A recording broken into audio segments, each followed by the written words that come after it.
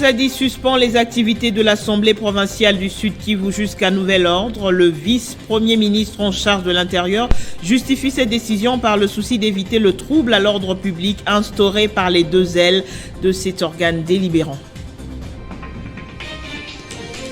Au Kasaï oriental, Jean Mabi, directeur général du BSECO, a visité les travaux de construction des infrastructures dans les territoires de Tshilenge et Miabi, précisément où il se trouve, avec Jean-Marie Kassamba, patron de l'Espace 50. Et en France, Emmanuel Macron promulgue officiellement la réforme des retraites après la validation de l'essentiel du texte par le Conseil constitutionnel, et ce, malgré les appels des syndicats à la temporisation. On se retrouve pour l'édition du week-end. Madame, monsieur, bonjour. Des violences signalées dans l'est du pays.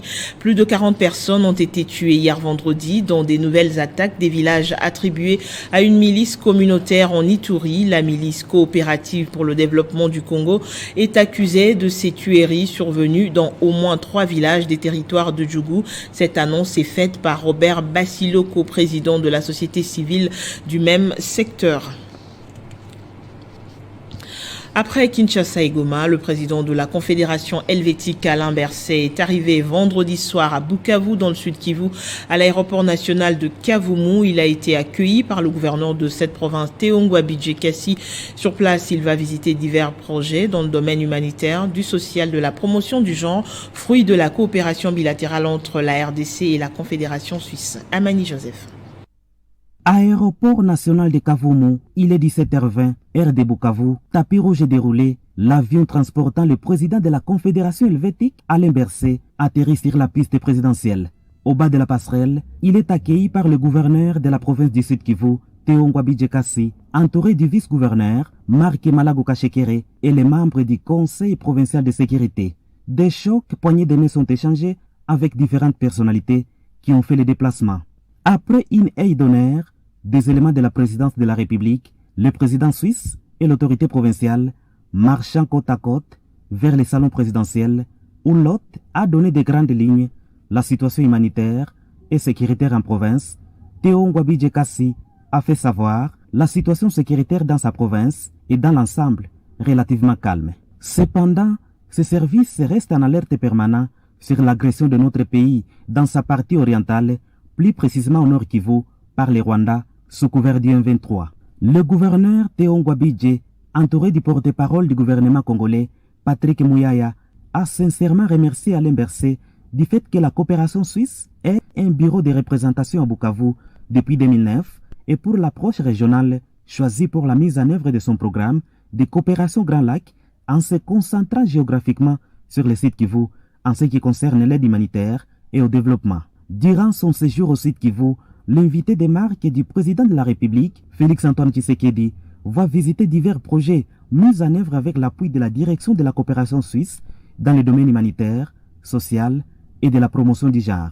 Après les huis clos, la délégation s'est ébranlée vers la ville de Bukavu où des habitants étaient massés le long de la route contemplant le passage du cortège. Signalons, durant son règne à la tête du site Kivu, le gouverneur Théo Ngouabi-Djekassi a déjà accueilli plusieurs invités des marques dans sa juridiction, notamment le roi des Belges ou l'ancien président français François Hollande, fruit de la diplomatie agissante à la tête du pays et des opportunités de coopération qu'offre le site Kivu. Amboujimaï, le directeur général du bureau central de coordination et celui de Télé 50 se sont rendus compte ce vendredi de l'évolution des travaux d'infrastructure réalisés par le BSECO. Jean Mabi et Jean-Marie Kassamba étaient notamment dans les territoires de Tshilenge et Miabi. Les détails avec notre envoyé spécial Crispin Chibikonfoy. En séjour au Kasaï oriental, le directeur général du bureau central de coordination qu'accompagne le directeur général de Télé 50 a visité ce vendredi 14 avril les infrastructures réalisées par les BSECO via des agences locales d'exécution dans les territoires de Tshilenge et Katanda. Jean Mabi et Jean-Marie Kassamba sont d'abord passés au centre de santé Kabwe 1 et Kabwe 2. Nous sommes à une vingtaine de kilomètres de la ville de Mbujimai. Ces infrastructures ont déjà pris corps et tout est en train d'être mis en œuvre pour leur livraison d'ici les mois prochains. Les bénéficiaires, des femmes en particulier, n'ont pas cessé de remercier le chef de l'État, Félix-Antoine Tshisekedi Tshilombo, pour avoir initié ces programmes salvateurs. Un peu plus loin de là, à Benachitolo, cette fois c'est une école et un centre de santé qui sortent des terres pour soulager les enfants de la contrée et ses habitants non loin du barrage hydroélectrique de Chala. Dans les territoires de Katanda, le DG d'Ibeseko Jamabi a apprécié à sa juste valeur les efforts fournis par la Caritas Mbujimaï qui, au-delà des contraintes liées aux variations sans cesse du prix du ciment en Mbujimaï, tient à livrer d'ici fin mai le centre de santé de Benamouembia, l'une des 3 communautés en conflit depuis la nuit des temps. Cet ouvrage, tout comme les 2 écoles en construction Épée Tumvangana et Épée Nanganganaï à Katanda territoires, une soixantaine de kilomètres de Mbujimaï, pourront favoriser les vivre ensemble. Dans l'agenda du DG de Beseko, il est aussi prévu la visite des autres infrastructures, toujours dans le cadre du programme de développement local de 145 territoires, notamment à Lupatapata et Miabi. Mbujimaï, Crispin et Chibinkoufoua, Télé 50. Et au Sud Kivu, le feuilleton semble continuer. Après avoir réhabilité le gouverneur Théongwa Bidje après plusieurs autres motions adressées à ce dernier, cette fois-ci, le vice-premier ministre en charge de l'Intérieur, Peter Kazadi, a, au travers d'un communiqué signé vendredi 14 avril, suspendu les activités de l'Assemblée provinciale du Sud Kivu jusqu'à nouvel ordre.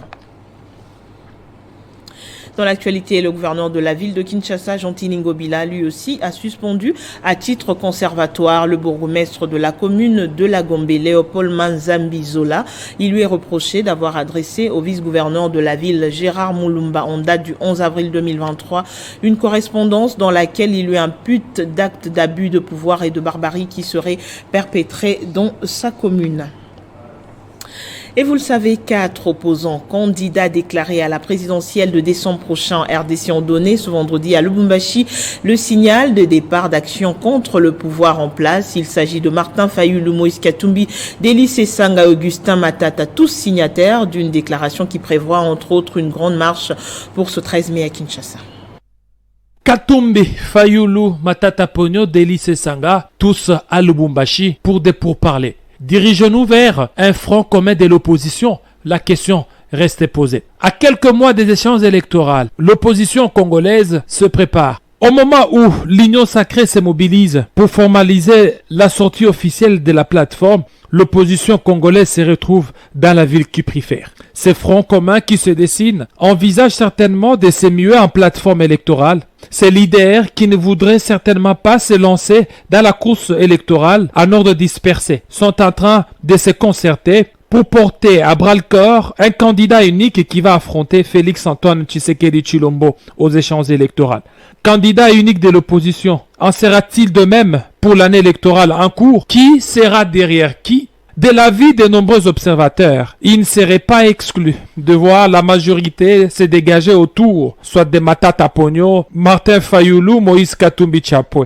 Ces derniers déjà ciblés par le pouvoir dans sa campagne acharnée sur la congolité à travers la loi Tchani, brandie par les députés Nsingi Pouloulou. Cette proposition de loi alignée pour la session parlementaire en cours vise à écarter de la sphère du pouvoir tout candidat aux institutions phares de la République qui ne serait pas né de père et de mère congolais.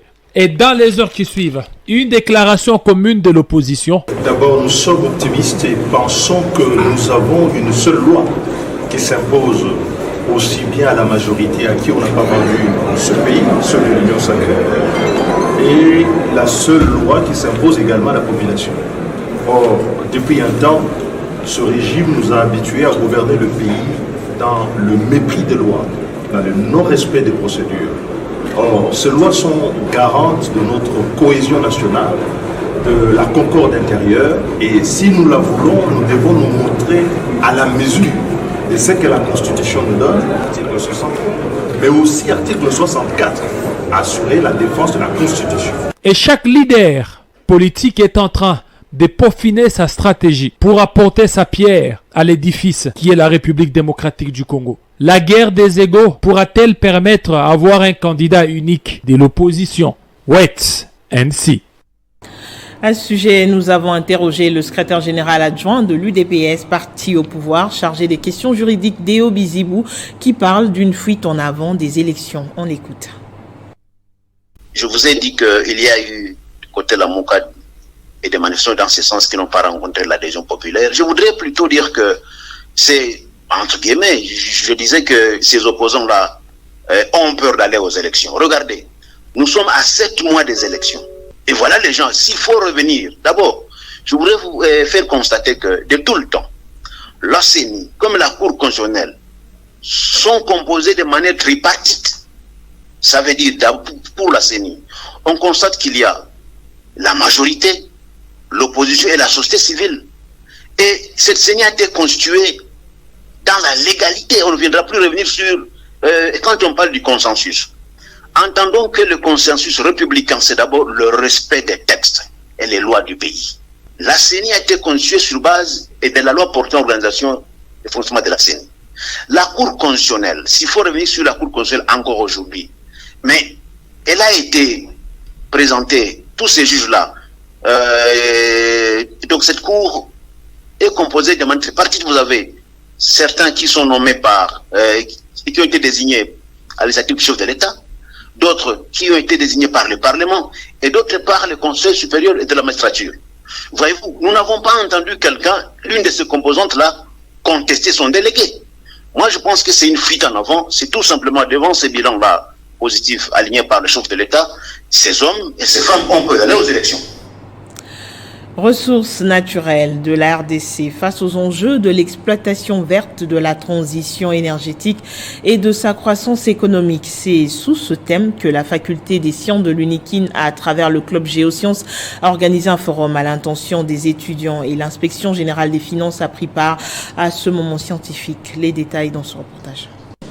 La faculté des sciences de l'université de Kinshasa, à travers le club Géosciences, a organisé le forum sur les ressources naturelles de la RDC. Objectif, mettre à la disposition des étudiants des informations utiles pour une meilleure appropriation des enjeux de l'exploitation verte, de la transition énergétique. Ces candidats à la recherche scientifique ont aussi été édifiés sur la croissance économique voulue en République démocratique du Congo. Plusieurs panélistes ont été mis à contribution, dont l'inspection générale de finances.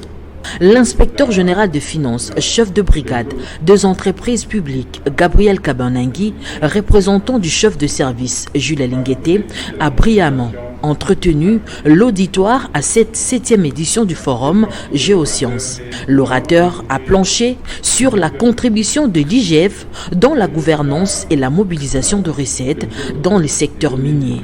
Nous avons démontré comment nous jouons ce rôle à travers nos interventions et nous encadrons les régies et les différentes administrations pour que nous puissions atteindre les objectifs.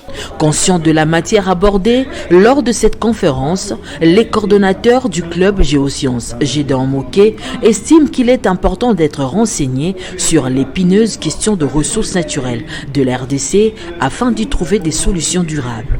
Donc la question pour nous, c'était d'écouter les décideurs politiques, les experts en la matière qui puissent nous répondre. Si l'exploitation des minéraux stratégiques dans le pays, le président dit RDC Pays Solution, va aider à l'émergence de la RDC ou va de plus en plus plonger le pays dans les chaos. Ces assises, étendues en 2 jours, soit du 13 au 14 avril, ont reçu également comme panélistes le Service national de géologie, la présidence de la République, l'ITIE, pour ne citer que cela. Président du Conseil supérieur de l'audiovisuel et la représentante du chef de l'État auprès de l'Organisation internationale de la francophonie pilote 2 structures qui œuvrent pour la bonne gouvernance démocratique. Christian Bossembe et Bestine Kazadi ont échangé justement ce vendredi sur les moyens de créer un pont de collaboration entre les 2 structures. Ensemble, Christian Bossembe et Bestine Kazadi ont survolé les points forts sur lesquels mutualiser les efforts pour la République démocratique du Congo. Les questions liées à la coopération avec l'Organisation internationale de la francophonie selon leur champ d'action, mission et attribution. Raison pour laquelle ils ont convenu d'agir en synergie contre les discours de haine, notamment ceux diffusés par le média en RDC. Par le biais communicationnel de la guerre que le Rwanda fait à la RDC, des ennemis de la République développe la rhétorique axée sur les discours de haine dont seraient victimes des étrangers vivant sur le territoire congolais ou des Congolais originaires d'une ethnie donnée. C'est pourquoi, face à cette stratégie d'agitation du spectre de violence contre les membres d'une communauté en RDC, les présidents du Conseil supérieur de l'audiovisuel et la représentante du chef de l'État auprès de l'Organisation internationale de la francophonie ont convenu de se concerter pour extirper le prétexte sur les discours de haine qui seraient attisés par les populations congolaises, du reste réputées pour leur hospitalité. La RDC a la réputation d'être une terre hospitalière, une terre d'ouverture, une terre d'échange, et ce n'est pas du tout dans notre ADN que d'entretenir la haine. Conformément aux promesses faites par le chef de l'État de réserver un lourd châtiment à ceux qui vont véhiculer les messages de haine, le CESAC se chargera de veiller à ce que les médias congolais n'en soient pas le canal par lequel ces genres de discours seront propagés. Vous allez vous rendre compte que chez nous, il n'y a jamais eu de radio Mille-Collines, ça n'existe pas. Pourquoi? Parce que de façon intrinsèque, on n'est pas divisé. Les régulateurs attendent de l'Organisation internationale de la francophonie un accompagnement suffisant pour remplir sa mission. La communauté islamique KIAC a organisé vendredi une conférence en marge de la journée internationale d'Al-Quds, un événement qui intervient chaque dernier vendredi du mois de Ramadan, au cours duquel plusieurs autres confessions religieuses prennent part, et ils ont fait un appel à la prise en charge de Congolais face à l'agression rwandaise. La journée internationale d'Al-Quds est célébrée dans le monde chaque dernier vendredi du mois de Ramadan. Pour une conférence sur cette journée où tous ceux qui sont remplis des pays manifestent leur solidarité au peuple palestinien et à tout le peuple du monde qui subissent les occupations, comme c'est le cas de la RDC qui subit l'agression de son voisin le Rwanda, était organisée dans la salle Notre-Dame de Fatima par la communauté islamique AIAC. Pour expliquer à tous les participants la quintessence de cette journée. Pour ce faire, le religieux, le professeur d'université et les diplomates ont expliqué en long et en large les buts de cet événement. C'est une journée où tous ceux qui sont épris de paix manifestent leur enthousiasme à l'égard du peuple palestinien opprimé par Israël. Ces hommes épris de paix, on les retrouve partout, même en République démocratique du Congo. Le Palestinien traverse aujourd'hui une situation presque similaire à celle de la République démocratique du Congo, qui est victime éternelle de l'agression à l'Est. Aujourd'hui, notre pays est occupé. Il s'est dénoté que cet événement a été instauré en 1979 par l'ayatollah Imam Khomeini, fondateur de la République islamique, pour protester contre les contrôles israéliens sur Jérusalem et a exprimé la solidarité avec le peuple palestinien. En international, c'est désormais chose faite. La réforme de la retraite avec sa mesure de recul de l'âge de départ à 64 ans en France a été promulguée. Ce, après la validation de l'essentiel du texte par le Conseil constitutionnel vendredi. Ce samedi 15 avril, le président français Emmanuel Macron a posé sa signature malgré les appels des syndicats mobilisés contre la réforme à la temporisation.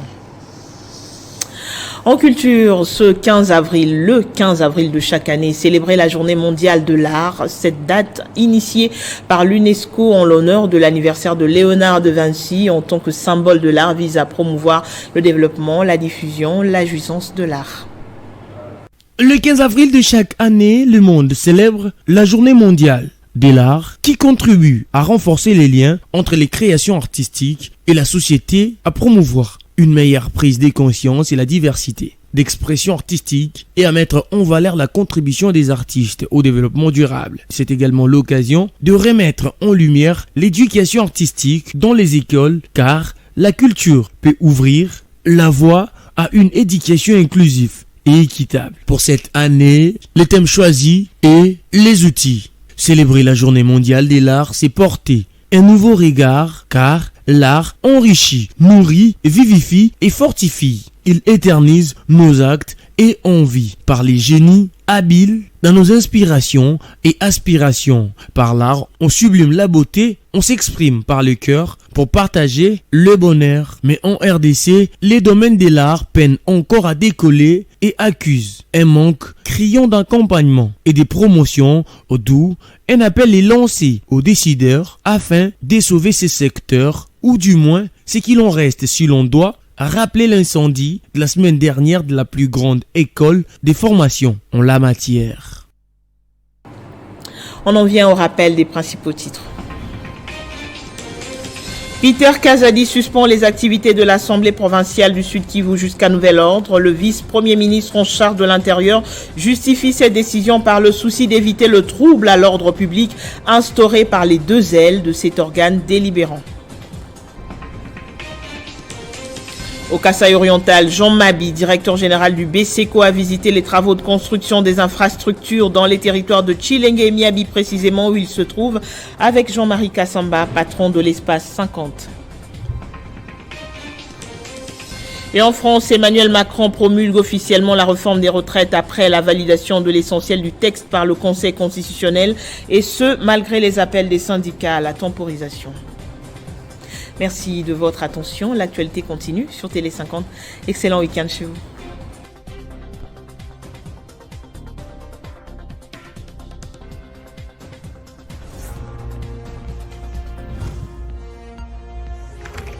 L'actualité reste en continu.